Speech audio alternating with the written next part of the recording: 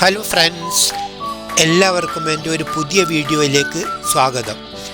ഇത് 4 ചെറിയ beetroot cut ചെയ്തതാണ്. ഇനി നമുക്കതൊന്ന് ചെറുങ്ങനെ ചോപ്പ് ചെയ്തെടുക്കാം. അങ്ങനെ ചോപ്പ് ചെയ്ത ബീട്രൂട്ട് ഞാൻ ഒരു പ്ലേറ്റിലേക്ക് മാറ്റിയിട്ടുണ്ട്. ഇനി ഇത് ഒരു ഉള്ളി ചോപ്പ് ചെയ്തതാണ്.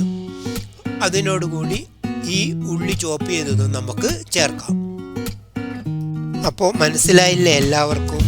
ഞാനിന്ന് ഉണ്ടാക്കാൻ പോകുന്നത് വളരെ ഹെൽത്തി ആയിട്ടുള്ള ഒരു അടിപൊളി ബീട്രൂട്ട് തോരനാണ്. ഇനി കുറച്ച് കറിവേപ്പില അതിലേക്ക് ചേർക്കാം. ഇനി അതിലേക്ക് 4 കാന്താരി മുളക് കഷ്ണങ്ങളാക്കിയത് കൂടി ചേർക്കാം.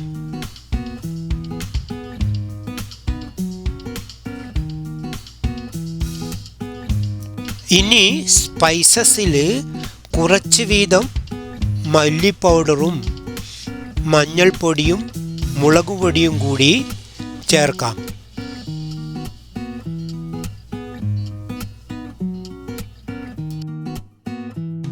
ഇനി കുറച്ച് ജീരകവും ആവശ്യത്തിന് മാത്രം ഉപ്പും ചേർക്കുക. അതൊക്കെ നമുക്ക് ഒന്ന് കൈകൊണ്ട് മിക്സ് ചെയ്തെടുക്കാം. കൈകൊണ്ട് മാത്രമാണ് മിക്സ് ചെയ്യേണ്ടത്.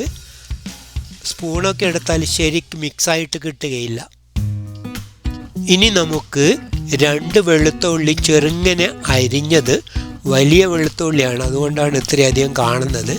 പിന്നെ ചിരകിയ തേങ്ങയും കൂടി അതിലോട് ചേർത്തിട്ട് നല്ലവണ്ണം വീണ്ടും ഒന്ന് മിക്സ് ചെയ്തെടുക്കാം.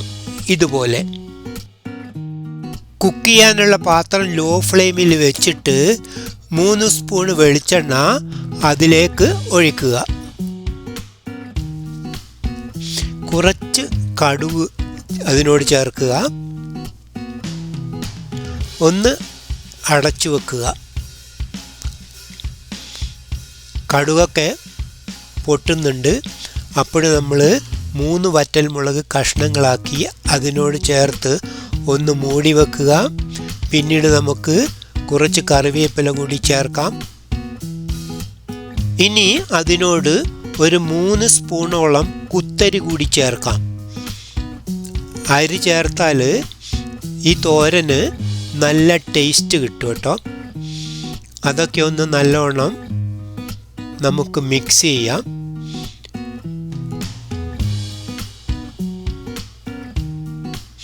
അരിയൊക്കെ പൊട്ടി വരുന്നുണ്ട്.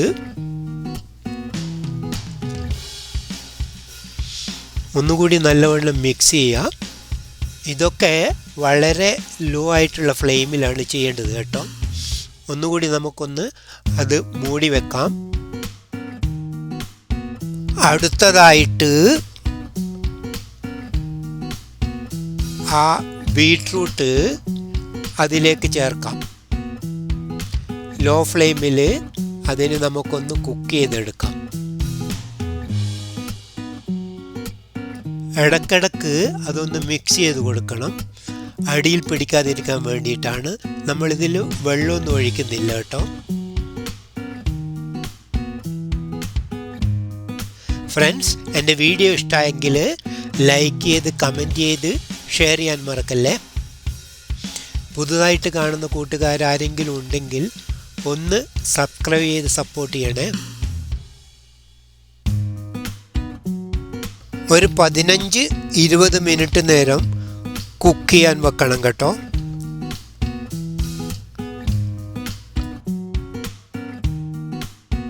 അപ്പോൾ വെള്ളമൊക്കെ ഡ്രൈ ആയിട്ട് വരുന്നുണ്ട്.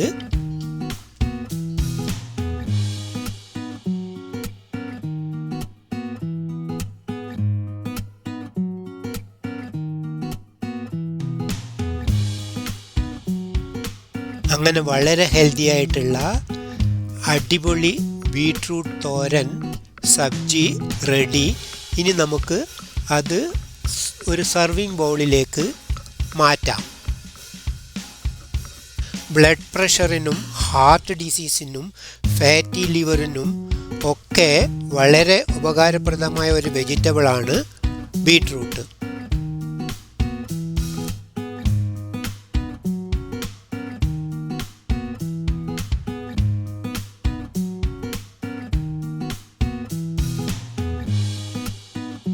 വളരെ ഹെൽത്തി ആയിട്ടുള്ള ടേസ്റ്റി ആയിട്ടുള്ള ബീട്രൂട്ട് തോരൻ ഇതുപോലെയൊന്ന് എല്ലാവരും ട്രൈ ചെയ്ത് നോക്കണേ.